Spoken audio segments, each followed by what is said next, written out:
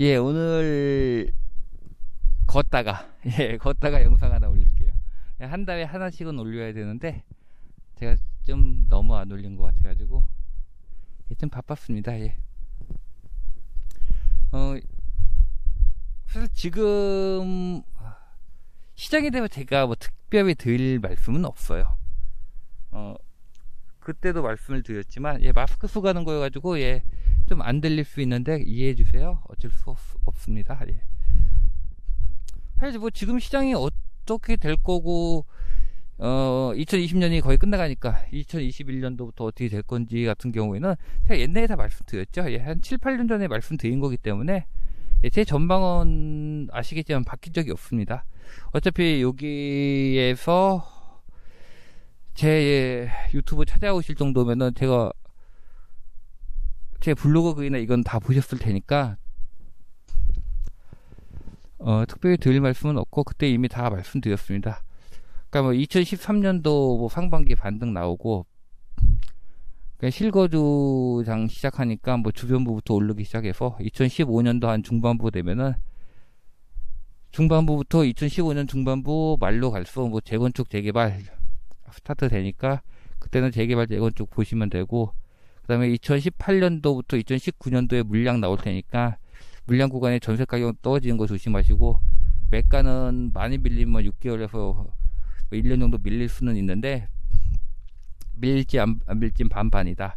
그리고 그게 끝나가는 물량 구간은 2020년 정도에 2020년 정도까지고 19년도 말부터 2020년도 들어가면서 시장은 반등 들어갈 테지만 아직은 물량 구간이어가지고 그렇게 막 전체적인 반등은 안 나올 테고 진짜로 나오게 되는 건 물량 구간이 끝나는 2020년부터고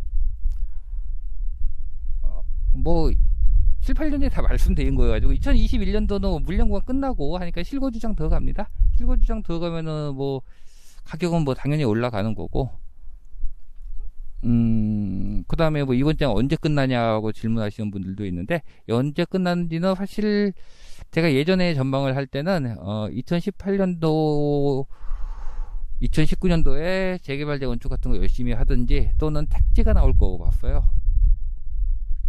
그래가지고 2023년도 정도에 끝날 거고 제가 옛날에는 2023년 정도 말씀을 드렸는데 그거는 여기 이거요 손가락 예. 손가락 보지 말고 달 보세요. 달 예, 손가락 잡고 보시면 안 됩니다. 왜 2023년도에 끝난다가 중요한 게 아니에요. 많은 분들이 잘못 알고 계신데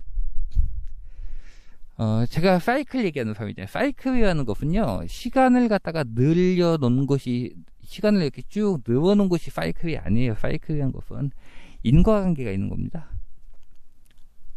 왜 2023년도에 끝난다고 말씀을 드렸는지를 보셔야 되는 거예요. 2023년도를 보시는 게 아니에요. 많은 분들이 뭐 무슨 사이클, 무슨 주기 하시는데 다 무슨 사이클이라는 건요 인과관계가 성립하기 때문에 주기와 사이클이 있는 거예요. 그 인과관계를 성립하지 못하는 주기와 사이클을 알고 계시는 건요 오히려 모르는 것보다 못해요. 차라리 모르는 게 나아요. 왜냐면 크게 당합니다. 부동산에서 제가 예전에 얘기할 때도 부동산이 뭐 10년 주기 공급량에 의한 10년 주기설 말씀을 드렸지만은 10년 주기인데 원래는 한 13년 정도 된다. 13년 정도 되고 하는데 중요한 거는 10년이냐 13년이냐가 아니다. 사이클이 10년 13년에서 만들어지는 이유다. 원인이다. 여러분이 원인을 아셔야 되는 거예요. 원인을 모르는 상태에서 10년이냐 13년이냐 내년에 가격이 올라가냐 떨어지냐 아무 의미가 없습니다. 그런 건 제가 2023년도하고 왜 얘기를 했는데 그 이유를 아셔야죠. 2023년도하고 얘기를 한 이유는 예, 지금 공원에서 나와 찍고 있는데 좋네요. 예, 추석이 내일 모이니까 아무도 없습니다. 지금 평일 낮 공원인데 공원이 다 폐쇄가 됐어요. 지금 여기 운동기구 다 폐쇄가 돼가지고 아무도 없으니까 좋긴 좋네요. 마스크 쓰고는 있는데 예. 제가 2023년도하고 왜 얘기했었죠? 2018년도에서 2019년도에 재개발 재건축이 활성화될 거라고 봤기 때문이죠. 그러니까 2018년도에 정권이 교체가 되면은 공급량 대책을 2018, 2019년도에 뭔가 내놓을 확률이 높은데, 그게 택지를 할 건지 재개발 재건축을 할 건지, 이거는 선택이에요. 재개발 재건축 쪽을 하는 사람도 있고 택지 쪽을 하는 경우도 있습니다. 약간 이거는 정당의 성향 따라 좀 달라요. 정당 성향 따라 좀 다른데 보통 뭐 보수 쪽에서는 재개발 재건축 쪽을 많이 보고요.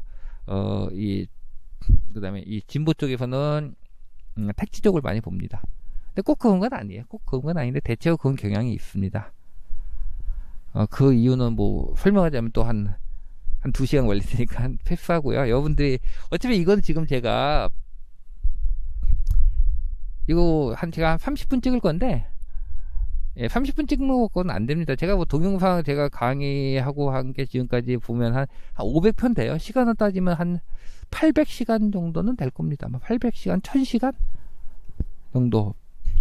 그것만 다 들어도 1년 안에 못 들으실 거예요. 근데 어차피 제가 이거 30분 동안 얘기하는 거니까 그냥 가볍게 들으세요. 저도 뭐 가볍게 얘기하는 겁니다. 어차피 자세하거나 중요한 내용은 힘들고 여러분들이 딱 아셔야 될 것만 말씀드릴게요. 그냥 시장을 보신다는 거는 인과관계를 보시는 거예요. 왜 2023년이라고 제가 봤냐면 18년도 19년도에 택지든지 재개발 재건축을 할 거란 거죠. 재개발 재건축 얼마 걸리죠 여러분들? 보통 일반적인 거는 30개월 잡죠. 30개월에서 45개월 정도 잡습니다. 그냥 인허가 잡고 입주까지, 즉 3년 정도 잡으면 돼요. 3년, 2년 반 3년 잡는데 재개발 재건축은 2주 붙죠. 그래서 4년 잡습니다. 택지는 얼마 잡을까요? 택지는 정말 짧으면 5년 잡는데 5년짜리 택지는 정말 짧으면 5년을 잡는데 5년짜리 택지는 취급을 안 해요. 택지로 취급을 안 합니다. 왜 안 하냐는 것도 설명하려면 한참 걸릴 때 그냥 안 한다고 그냥 그 정도만 알고 계세요. 왜냐면 5년짜리 택지는요, 소규모 택지예요. 그러니까 뭐 그린벨트를 푼다든지, 지금 제가 드리는 말씀은 지금 여러분들에게 지금 정말 아무것도 모르는 여러분들에게 드리는 말씀이고, 옛날에 다 했던 얘기 지금 다시 하고 있는 겁니다. 한 5년 전, 6년 전에 했던 얘기, 새롭게 드릴 얘기는 없어요. 그때 했더니 다시 하는 건데, 택지를 한다 하더라도 5년짜리 택지는 의미가 없어요. 왜냐면 그건 대부분 그린벨트를 풀거나 또는 자투리 땅을 갖다 모아가지고 나오는 택지일 거예요. 그건 택지는 구조적으로 나오는 것이 아니기 때문에, 구조적인 얘기는 지속적으로 계속 나오는 택지가 아니기 때문에 의미가 없습니다. 공급량에서는. 그래가지고 어쨌든 간에 뭐 물량이 나오긴 나오니까 18년도 19년도 정도에 정권이 바뀌고 택지율 방향을 잡든지 재개발 재건축을 잡든지 뭔가는 잡아야 됩니다. 잡으면은 그게 나오면 몇 년도예요? 18년도 정권 바뀌어서 19년도 정도 내놓는다고 치면은, 물론 그 뒤에 제가 다시 얘기를 하긴 했죠. 18년, 19년도에도 나오기 힘들긴 하다. 19에서 20년 봐야 될 거다. 아마 택지 쪽이 나오려면 하긴 했는데, 그냥 기본적인 것만 보자고요. 18년도, 19년도에 내놓는다고 한다면 19, 20, 21, 22, 23. 몇 년도예요? 2023년도. 제가 왜 2023년도 얘기했는지 딱 이거 한 줄로 정리가 됩니다. 여러분들이 부동산 사이클 굉장히 어렵게 생각을 하는데 정말 쉬워요. 제가 이걸 연구하고 알아내는 데는 몇 년이 걸렸지만 여러분들이 시장을 이해하는 데는 그렇게 오래 걸리지 않습니다.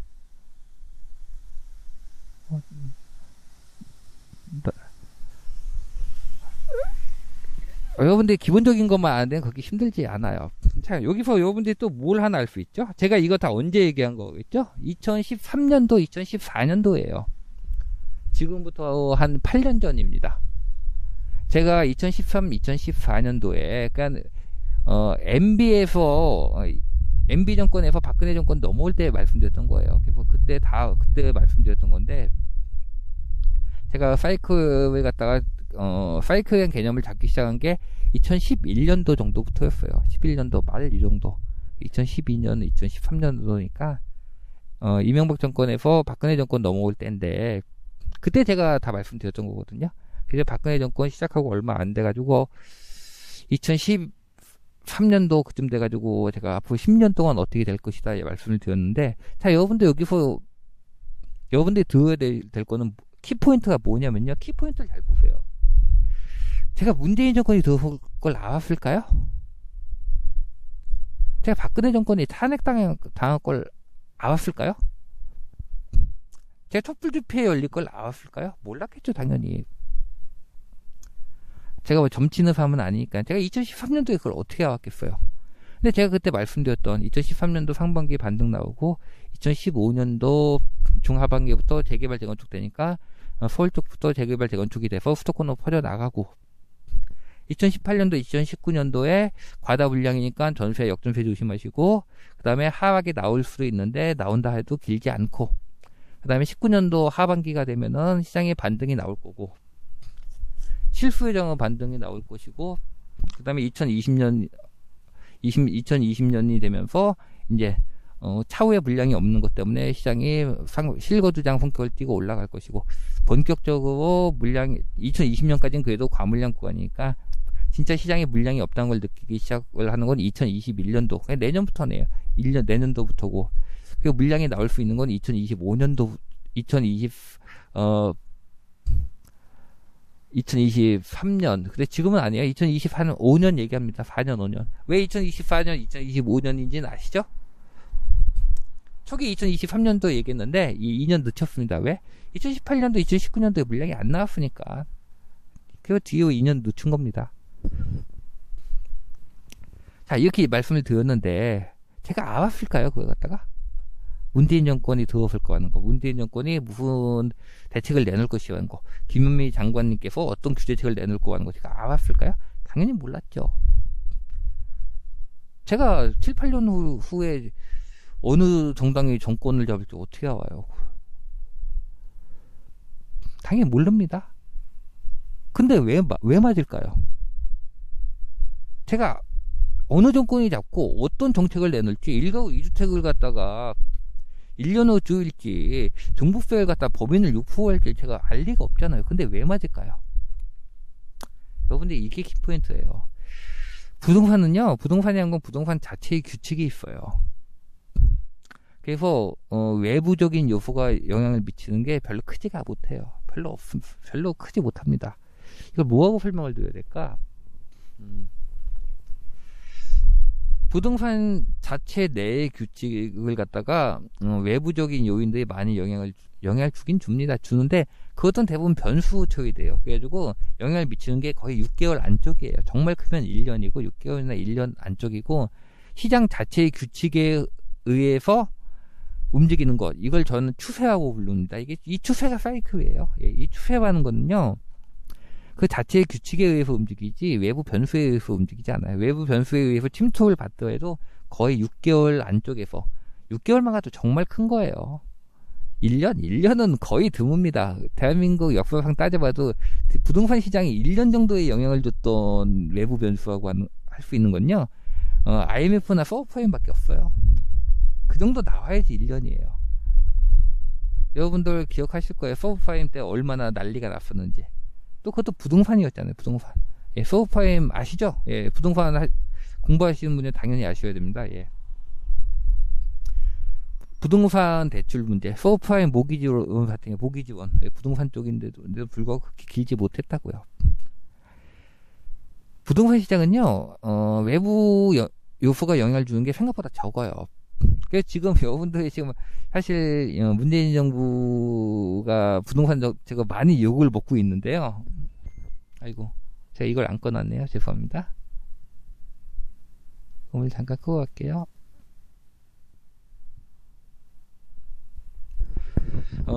많은 욕을 먹고 있는데요. 근데 이렇게 제가 그때 2020 한 3년까지 말씀을 드렸잖아요. 아, 내년 전망이요? 지금 말씀드리잖아요. 그 7, 8년 전에 말씀드린 건 똑같아요. 좀 변한 게 없어요. 2020년도부터 실거주장이 된다니까요. 물량이 없어가지고. 실거주장 성격이 나오는 건 19년 한 말부터 나오기 시작을 하고, 20년도에도 영향을 미치는데 20년은 그래도 과물량 영향이 그동안 18년도, 19년도에 물량이 워낙 많이 나왔으니까 그게 영향을 준다고요. 그러니까 뭐 과물량의 영향이라고 하니까 여러분들이 용어가 이해가 안 가실 수도 있는데, 그러니까 18년도, 19년도에 이틀 연속 뷔페 가서 밥을 많이 먹었다고요. 이틀 동안 뷔페에서 계속 하루에 3끼씩 먹었기 때문에 그 다음에 밥을 안 먹어도 배는 고픈데 그냥 버틸만 하다고요. 그냥 이렇게 이해하시면 됩니다. 근데 이틀 3일 지나가면은요, 그때 되면 진짜 배가 고프죠. 내년부터가 이제 진짜 배가 고픈 시기예요. 이게 7, 8년 전에 말씀드렸던 거고, 뭐 바꾸고 말고가 없습니다. 그러니까 똑같아요. 이거는 정해진 거예요. 정해진 거. 현 정부가 계속 많이 욕을 먹고 있는데, 사실 저는 그거 볼 때마다 좀 그래요. 이거 현 정부가 어떻게 할 수 있는 부분은 별로 없었어요. 현 정부가 실수를 한 부분이다. 실수다. 실수. 이거 선택이에요. 실수하고 얘기하기도 좀 애매합니다. 사실은. 선택이에요. 선택. 여러분들이 이걸 갖다가 시장을 좀 더 잘 이해하시게 되면은 이게 왜 선택이라고 제가 얘기를 하는데 여러분들이 이해를 하실 텐데, 어차피 여러분들이 그걸 이해하실 수 있는 분들은 없으실 테니까 선택이에요. 그래서 정부는 현 문재인 정부는 플랜 A, 플랜 B 중에서 플랜 B를 선택한 것일 뿐이에요. 대신에 상승기는 2년 동안 더 길어졌고요. 대신에 상승폭은 약간 줄어들었습니다. 이 앞쪽 부분의 상승폭은 좀 줄어들었어요. 물론 그게 후반부에 또 영향을 주겠지만은 그런 겁니다. 그래서 정부가 할 수 있는 게 생각보다 많지 않아요, 여러분들. 정부가 하는 게 생각보다 많다면은 제가 2013년도, 2014년도에 정부가 대선이 있는 2018년도 이후의 시장에 전망을 안 했겠죠. 근데 했잖아요. 18년, 19년, 20년, 21년, 22년, 2023년까지 전망을 했잖아요. 왜 전망을 했을까요? 정부가 미치는 영향이 크지 않으니까. 정부가 할 수 있는 게 별로 없어요. 생각보다 정부가 할 수 있는 게 별로 없습니다. 이거 나만님이 굳이 할 수 있는 부분이 아니에요. 이거는 그런 겁니다. 시장에 하는 게. 자, 그래가지고 여러분들은 이런 시장의 방향이 어떻게 될 것인가가 굉장히 궁금하시겠지만은 사실 저는 별로 안 궁금해요. 이렇게 말씀드리는 건데, 원래 제가 공부하는 쪽은요, 부동산 가격이 어떻게 움직이나가 아니에요. 이건 별로 궁금하지가 않아요. 이거는 이미 7, 8년 전에 다 알고 있었던 거고, 굳이 지금 와가지고 이 가격 같은 거 궁금하지도 않습니다. 어떻게 움직일지. 그냥 오차는 있을 수 있어요. 반년 더 빨리 오르든지 반년 더 빨리 내리든지. 왜? 외부 변수가 있으면은 반년은 영향을 줄 수 있다니까요. 반년은 영향을 줄 수 있기 때문에 반년 정도의 오차는 언제든지 생길 수 있습니다. 근데 그건 중요한 게 아니에요. 반년 늦게 오르면 어떻고 반년 빨리 오르면 어때요? 그게 무슨 의미가 있어요? 아무 의미가 없습니다. 그런 거는. 제가 궁금한 거는 그런 게 아니고, 제가 연구하는 부분도 그런 부분이 아니에요. 근데 제가 연구하는 부분을 갖다가, 저는 시장 구조 자체를 연구합니다. 부동산 시장 구조 자체. 요즘 연구하는 거는 자가와 전세와 월세를 갖다가 하나로 통합할 수 있는 지수가 뭐가 있을까요? 그런 거 연구하는 건데, 어차피 말씀드려봤자 여러분들은 관심이 없으실 테니까, 그런 부분은. 그런 부분은 관심이 없으실 테니까, 그런 부분은 얘기할 필요 없을 테고, 이거 하나만 말씀드리고 끝마칠게요. 제가 관심 있는 부분은 가격이 아니에요. 시장 구조입니다. 근데 시장 구조를 연구하다 보니까 가격을 저절로 알게 되는 거예요. 그냥 부산물이에요, 부산물. 그냥 이렇게, 원유 정제하다 보면 가스가 나오는 것처럼 부산물로 나오는 가스 같은 겁니다. 부동산의 가격 같은 것. 그런데 여러분들은 가격에 관심이 있으시죠? 근데 왜 가격을 모를까요? 왜 모르는 것 같으세요? 왜 모르냐면은, 오늘 그것만 말씀드릴게요.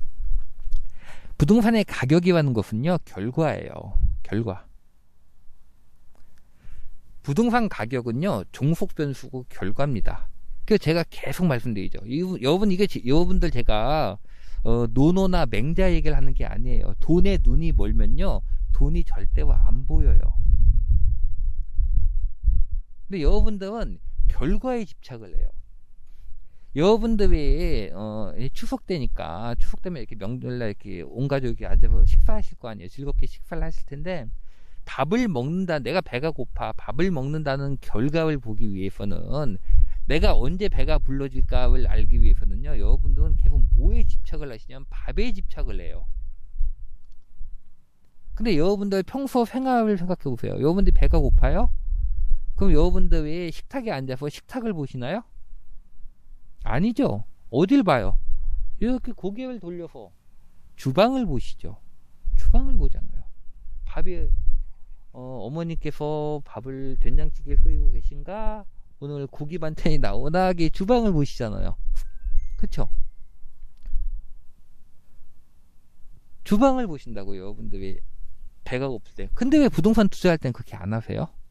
부동산 투자할 때는 왜 주방을 안 보시고 식탁만 보세요?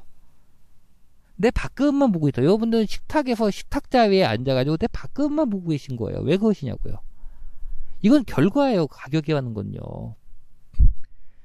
결과를 알고 싶으시면, 내가 언제 배가 부를지를 알고 싶으시다면 고개 돌려서 주방을 보듯이, 내 거의 가격이 어떻게 되는지를 알고 싶으시다면 고개를 돌려서 가격을 만들어내는 원인을 보셔야죠.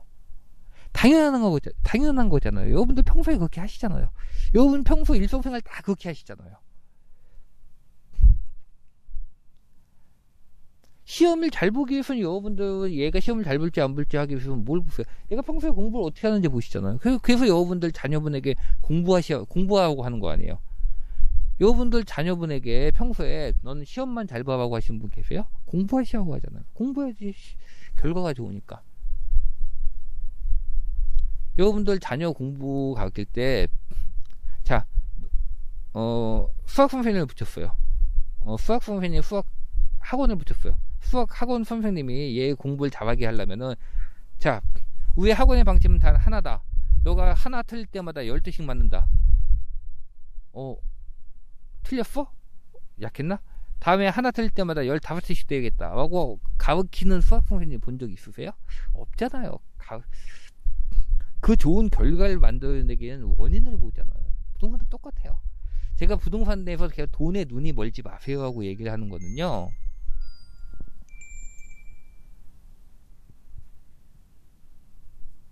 아이고 죄송합니다. 제가 이걸 다 끄고 왔어야 되는데 바깥에 나와서 하다 보니까 다 이걸 끄지 못했네요.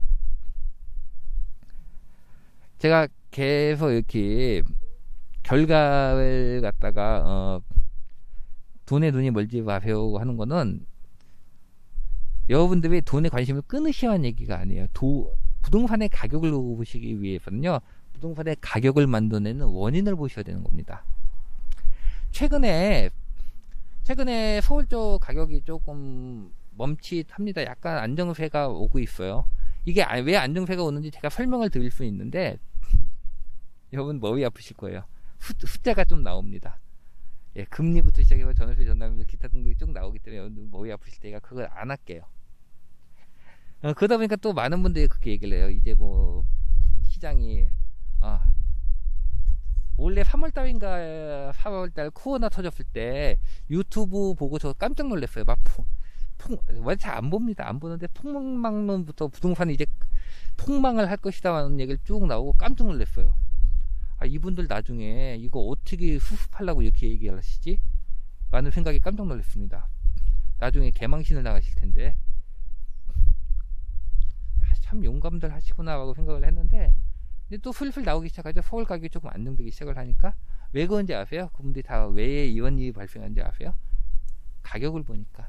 돈에 눈이 멀지 마시라고요. 부동산이라는 것은, 부동산이 뭘까요? 부동산은 사람이 사는 곳이에요. 사람이 사는 곳이 본질입니다. 그걸 보셔야 돼요. 여러분들이 가격을 알고 싶으시다면은요, 가격을 보시는 게 아니라 부동산의 근본적인 본질, 부동산의 근본적인 본질인 부동산은 사람이 사는 곳이다. 그렇기 때문에 부동산 가격이 올라가기 위해서는 무엇이 되냐? 수급이 어떻게 되는가를 보셔야 되는 거예요.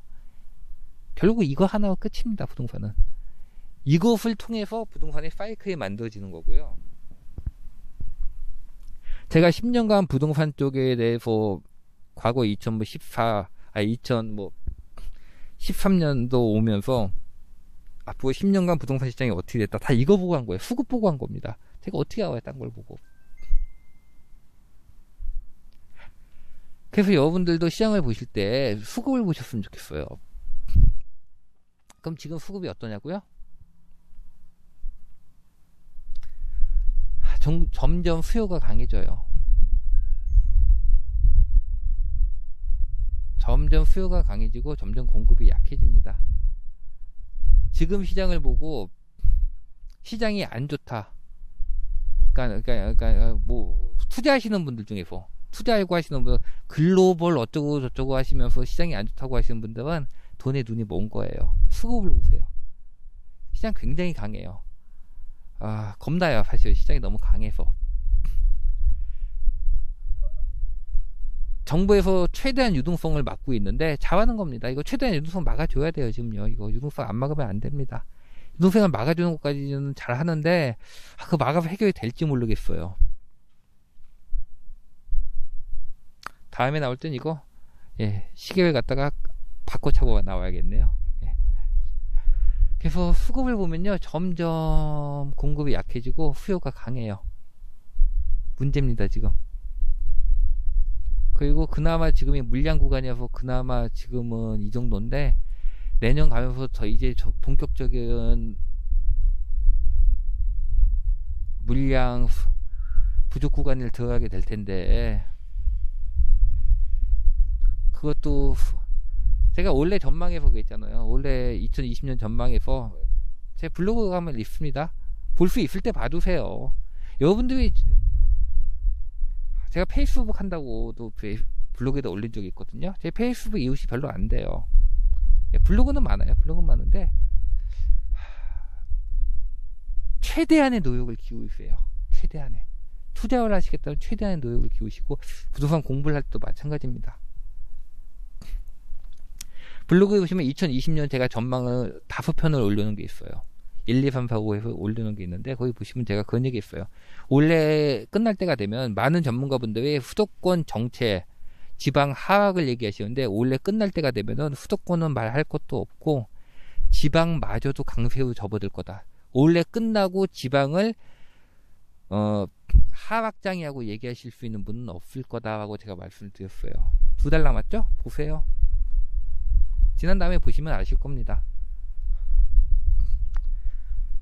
지방도 강해져요. 지금 공급이 끝나가면서 지방도 강해집니다. 문제예요, 문제.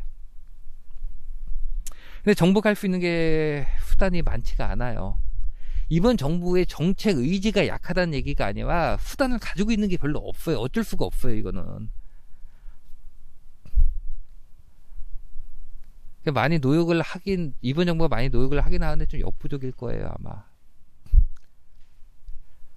이 결정적인 이유는 부동산에 도는 유동성인데, 부동산에 도는 유동성이라는 거는 그렇게 막연한 개념이 아니에요. 굉장히 명확한 개념이에요. 부동산의 유동성이라는 건요. 부동산에서 말하는 유동성이라는 건 뭐냐면 금리 부분, 전월세 전환율과 전세가율 곱한 것과 금리 부분, 여기서 금리가 더 낮았을 때는 유동성에 들어올 만한 조건이 됐다는 거예요. 즉 저금리로 인해서 만들어지는 거죠. 그 다음에 저금리와 높은 전세가율, 그 다음에 높은 전세가율을 만드는 애는 또 하나의 요인, 전세자금 대출. 이 두 개를 잡으면 가능은 한데 이거는 정부가 잡을 수 있는 부분이 아니에요. 금리를 정부가 어떻게 잡아요? 우리나라가 기축통화가 아닌데. 그러니까 정부의 수단이, 쓸 수 있는 수단이라는 게 매우 한정적이에요. 정부가 금리를 잡을 수 있을 것 같으세요? 정부 방법이 있습니다. 지금 쉽게 하려면 부동산 쪽에서 금리 한 1점 몇 프로 올리면 돼요. 지금 우리나라 수준에서 몇 프로 나오냐면 전국 기준 잡으면 전세 70% 나오고 한 4에서 5 나오고 7, 4, 28, 7, 5, 35. 금리 3.5 이상으로 올려버리면 됩니다. 가능할 것 같으세요? 우리나라에서 금리 3.5 이상을 올리는 게 안 돼요. 부동산 잡자고 금리 3.5 이상 올릴 수 없잖아요. 정부의 정책 수단이 한정적이라고요. 이것과 또 하나 있어요. 전세자금 대출 갖다가 없애면 됩니다. 더 이상 우리나라는 전세자금 대출 안 하고 나간 전세자금 대출 회수하겠다고 하면 됩니다. 무주택자고 뭐가 없어요. 다 전부 다 무주택자 전세자금 대출 이제부터 금지하면 됩니다. 가능할 것 같으세요? 안 돼요. 힘들어요. 왜냐면 복지 정책이거든요. 힘든 겁니다. 이 전세자금 대출은 박근혜 정부부터 본격화가 됐는데 이게 다 부동산 가격을 올리는 굉장히 중요한 요인이에요. 요인. 현재 부동산 시장에서 부동산 시장을 이렇게 탄탄하게 만들고 끊임없이 올라가게 만드는 첫 번째 요인을 꼽으라고 한다면, 저한테 첫 번째 요인을 꼽으라고 한다면 전세자금 대출이에요. 근데 이거 못 없앱니다.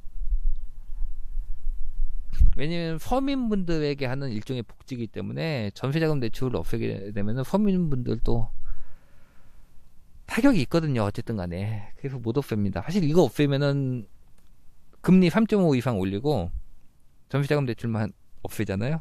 시장 잡을 수 있어요. 그거는요. 근데 불가능한 얘기예요. 가능한 얘기 아닙니다. 그래서 정부의 정책 요령에 한계가 있다는 거예요. 제가 현 정부가 부동산 규제를 가격을 잡으려고 하는 거에 갖다 못 믿는다는 얘기야. 100% 믿습니다. 저는 정말로 믿어요. 그거는 저 정도 되는 사람은요, 정책 나온 거 보면 나와요. 이게 정말로 잡으려는 건지 아니면 멘트인지. 이거 정말로 잡으려고 나온 정책 맞아요. 맞는데 정책을 쓸 수 있는 게 굉장히 한정적이라고요. 한정적이야. 여러분들 경제 공부 조금만 해보셨으면 아실 거예요. 공부하고 할 것도 없어요. 주식 조금만 해보신 분은 아실 거예요. 우리나라에서 금리 3.5% 이상 지금 올리는 게 가능해요? 안 되잖아요. 전세자금 대출 없애는 거 가능해요? 안 되잖아요. 그럼 전월세 쪽으로 들어오는 유동성을 막을 방법이 없다고요. 매가 쪽을 잡아도 매매에 대한 유동성을 막아도요, 전월세 쪽에 들어오는 유동성을 막을 방법이 없다고요. 근데 부동산의 유동성이란 건요, 매매, 전세, 월세, 이 모든 것을 더한 게 부동산에 대한 유동성이에요. 매매의 유동성만 지금 잡고 있지 전세와 월세에 대한 유동성을 못 잡고 있다고요. 그럼 매매를 막아놔도 전월세 쪽에서 유동성이 들어오면 부동산 전체의 가격을 만드는 부동산 전체의 유동성은 커질 수밖에 없잖아요. 여러분들 생각해봐도 커질 수밖에 없잖아요. 이거는 정부가 할 수 있는 수단 자체가 어떻게 보면 아니에요. 정부가 가지고 있지 않는 부분이라고요. 그래서 어느 정부가 들어서든 상관없이 제가 시장 전망을 할 수가 있는 거예요. 대부분 맞는 이유가 그런 겁니다. 자, 오래됐네요. 이제 마감하겠습니다. 30분 정도 한다고 했는데 몇 분 정도 지났는지 모르겠다 지금.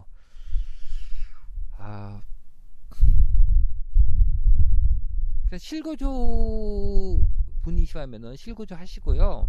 정부가 유동성 이렇게 막잖아요. 그 다음에 보유세 계속 올라갈 거예요. 아마 보유세 올라가고 하잖아요. 실거주 하시는 분들은 자기 집에 있는 게 낫습니다. 금리가 앞으로 그렇게 막 치고 올라갈 거 아니면은 실거주 하시는 분들은 자기 집 있는 게 나아요. 왜 있는 게 나은지는 제가 다음 편 정도에서 설명드릴게요. 그거는 다음 달 되겠네요. 다음 달. 그러면 다음 편이니까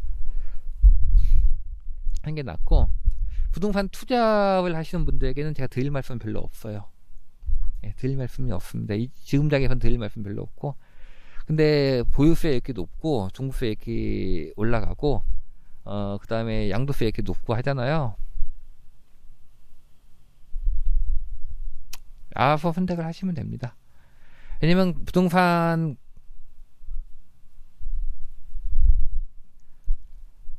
가격이 떨어지기는 힘들어요. 가격이 떨어지기는 힘든데 대신에 여러분들의 그 수익을 온전히 가져갈 수 있을지에 대해서는 장담할 수 없습니다. 정부의 의지가 워낙 강하기 때문에 여기는 본인이 알아서 판단을 하셔야 돼요. 그러니까 시장 전체 전망만 말씀드렸습니다. 전체 전망 말씀드렸고, 그 다음에 부동산의 근본적인 원리가 무엇인지, 그 다음에 가격만 보지 마시라고 말씀드렸습니다. 이 정도만 돼도 아마 도움되는 분은 있으실 겁니다. 예. 시장이 이렇게 되고 나니까 그래요. 제가 옛날에 그런 얘기 했잖아요.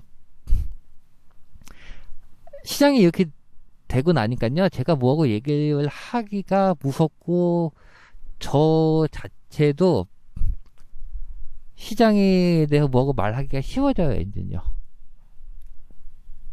뭐 안 보이거나 모르는 거는 아닌데, 굳이 내가 이걸 얘기할 필요가 있나 하는 생각이 자꾸 듭니다.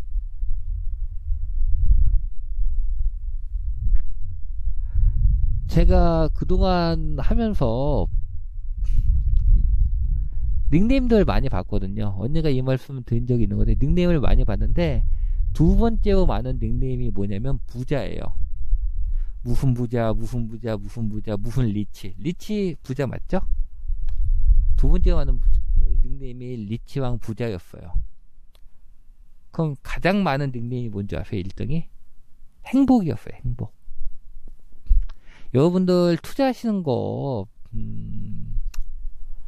그 다음에 실거주 자기 집 사시는 거 다 좋은데 잊어버린 거 없나 생각해 보세요. 전 투자 안 합니다. 저는 투자를 안 해요. 예, 아시겠지만 저는 투자를 안 합니다. 투자하는 거는 수단이에요. 수단. 여러분들이 정말 얻고자 하는 게 투자였는지 생각해 보세요. 투자는 아니었을 거예요. 행복이었을 거예요. 근데 행복하기 위해서는요,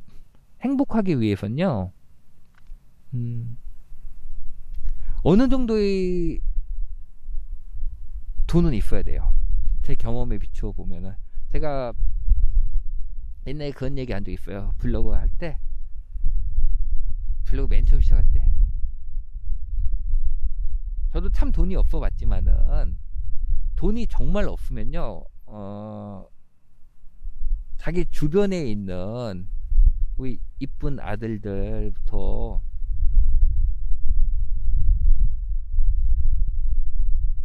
친구분들 막 이렇게 싸우고 다투고 화내고 짜증내고 기뻐하고 좋아하고가 다 안 돼요.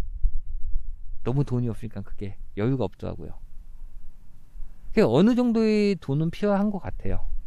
근데 조금 어느 정도를 넘어서잖아요. 그 다음부터는 내가 살면서 행복한 그런 것들이 돈하고 별로 상관이 있는 것 같지가 않아요. 저는 투자 안 한 지 꽤 됐습니다. 예. 투자 안 한 지 마지막 산 게 뭐 미분양 하나 사가지고 지금 들어가 살려고 하는 거니까. 예, 나중에 들어가 살려고 미분양 하나 받은 거 2015년도인가? 15년도가 16년도? 그때 미분양 하나 받은 게 끝입니다. 저 같은 경우에는. 여러분들 잘 생각을 해보세요. 많은 분들이 부동산 투자를 하면서 옆 사람과 경쟁을 하고, 나는 같은 모임에 있는 저 사람보다 돈이 많이 벌어야 돼, 나는 이번에 무조건 돈을 많이 벌겠어. 그게 중요한 게 아닐 수도 있어요. 여러분들 잘 생각을 해보세요. 저는 마음 쓰고 이렇게 하는 게 쉬워가지고 투자 같은 걸 잘 안 하는데, 결국은 그런 것들이 전부 다 도구예요. 도구고, 정말 중요한 거는